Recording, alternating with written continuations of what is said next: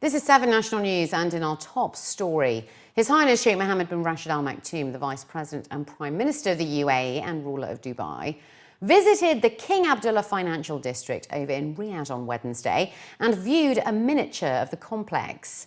His Highness Sheikh Mohammed is in Riyadh to participate in the 36th GCC Summit. During his tour, His Highness was informed by Saudi officials about the 28 billion Saudi Riyal development, which is a first of its kind in the Middle East, in terms of size, organisation, technical specifications and equipment.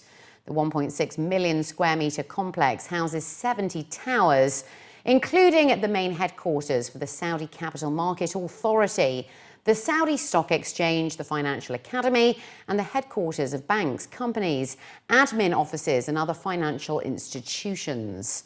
The centre will also include a number of attractions and recreational and educational areas.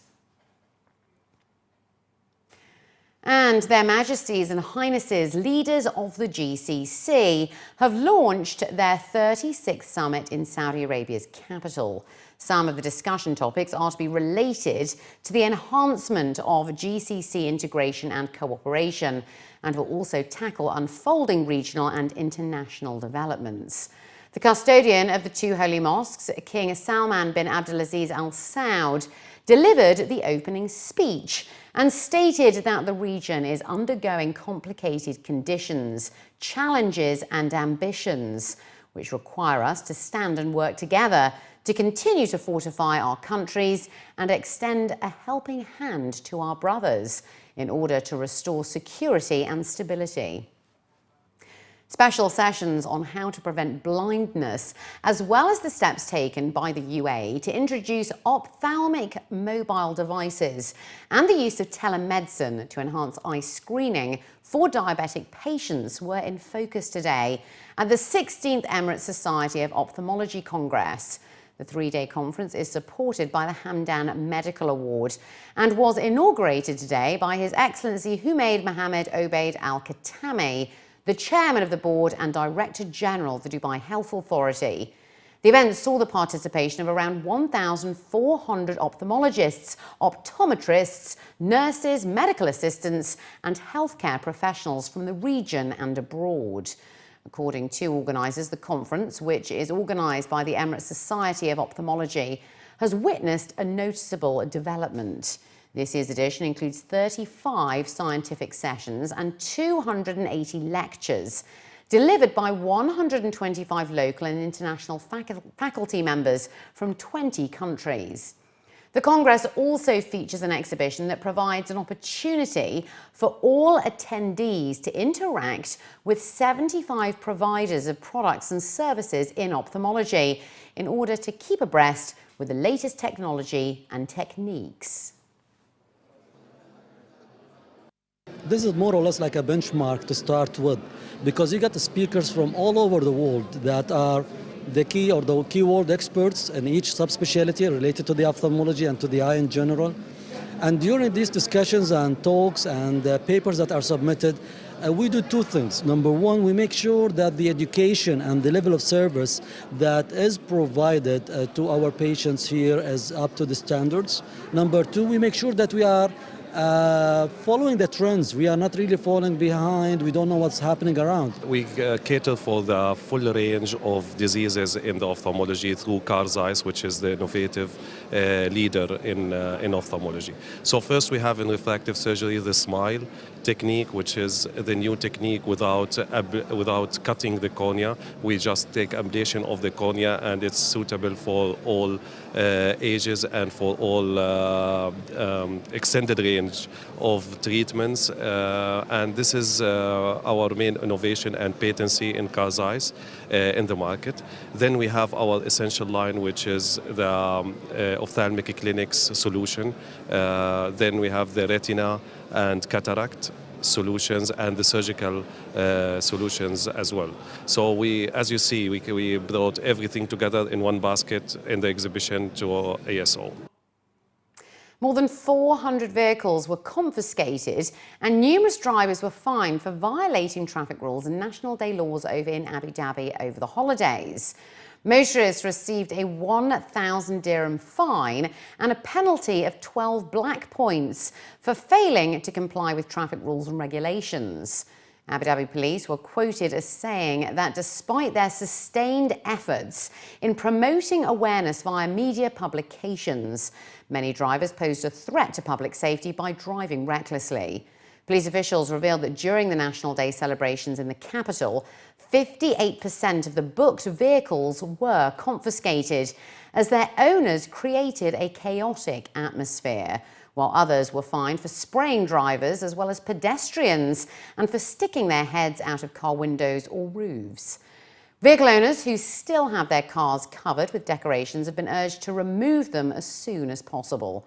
However, it was mentioned that National Day celebrations this year witnessed fewer traffic jams in comparison with previous years.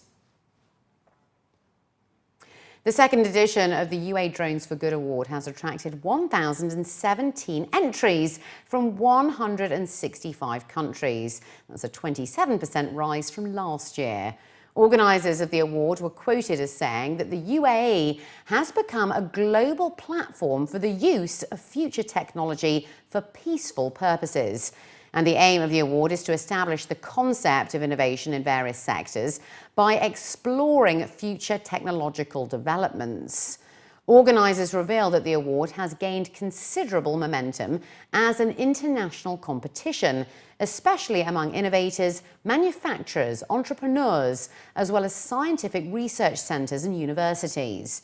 It was also mentioned that the majority of the nominations for the second edition is in the humanitarian aid category, with 17.2% of entries, followed by the environment at 13.2%.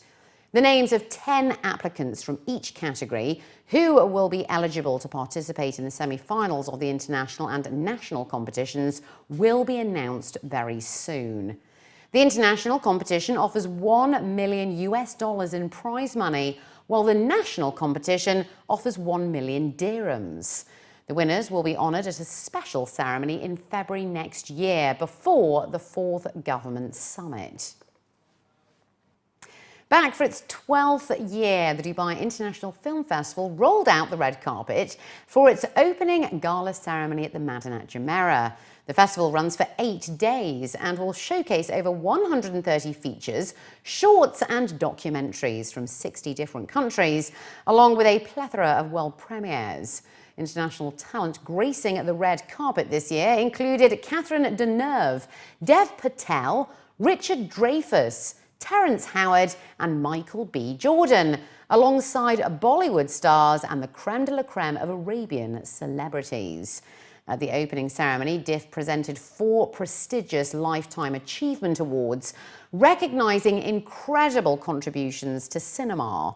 Those honoured were legendary Egyptian actor Ezzat Al-Alayi, acclaimed French-Tunisian actor Sami Bouajli, distinguished actresses Catherine Deneuve and prolific Indian actor Nasruddin Shah.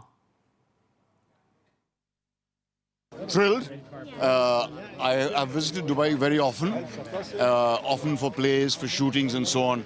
It's always wonderful to come here. And I'm so very happy that the festival is acquiring such a large scale and getting more and more inclusive every year. It's a cultural adventure that means a lot to people, yes. Film travel, you know, film travel a lot. The opening gala movie was Lenny Abrahamson's heart-trending drama Room, based on Emma Donoghue's 2010 best-selling novel of the same name. Room recently won the People's Choice Award over at the Toronto International Film Festival and is a story of survival, recounting the tale of a mother played by Brie Larson and her young son Jack, played by Jacob Tremblay. Other gala screenings include the highly anticipated Emirati feature Zinzana, starring Ali Suleiman, The Man Who Knew Infinity, starring Dev Patel, and the American blockbuster The Big Short will close the festival. The DIF 2015 selection also showcases an impressive slate of contemporary Arab cinema, with more than 70 comedies, dramas and love stories from the Arabian Peninsula, Levant and North Africa region.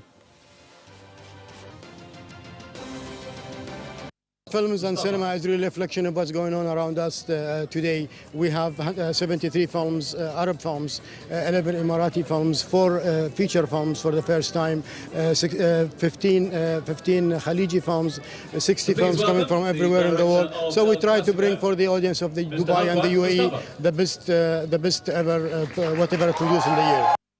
And finally, looking to other news now, foodies and cooking lovers in the UAE got the chance to visit and taste the best in halal food as the 3rd edition of the Kitchen Equipment Horeca Middle East 2015 exhibition showcased the latest in kitchen technology this week, while also providing unique solutions to restaurants, suppliers and traders. Apart from showcasing the latest in kitchen essentials, the showcase, running parallel to the 4th edition of the OIC Halal Middle East exhibition, also featured catering supplies, hotel equipment, tableware and technology solutions. Officials stated that with the ever-rising tourist arrivals in the country and several mega events planned for the future, the expanded kitchen equipment exhibition is looking to leverage on the rapidly flourishing regional hospitality industry. A key highlight is the Chef's Tech Arena, which is providing a live display of kitchen equipment to visitors, introducing new technology and also demonstrating their use. Commenting on how modern-day kitchens have changed with technology and the use of the right equipment, students and trainers of International Centre for Culinary Arts are offering the latest cooking solutions to residents here in the UAE. A number of seminars and live cooking shows are also being held during the 3-day event at the Expo Centre in Sharjah, which are also being supported by leading kitchen equipment and various food outlet brands. We are using solutions here. We have limited ranges to cook food. So we have manipulated the whole menu around, working with ovens or combi ovens, which can produce all sorts of food, right from frying things to baking, making biryanis to making mandi to kapsa. You can more or less do everything else, everything from that one single piece of unit. So if you design your kitchen around it, you would have minimized your kitchen equipment, use of kitchen equipment. So for example, a traditional kitchen requires X number of equipment, let's say 10, okay? By using right technology and right kind of modern equipments, you can bring down this number to 2, maybe 3. There are other things. Storage is another concern. You store a lot of equipments, a lot of ingredients to work around these equipments.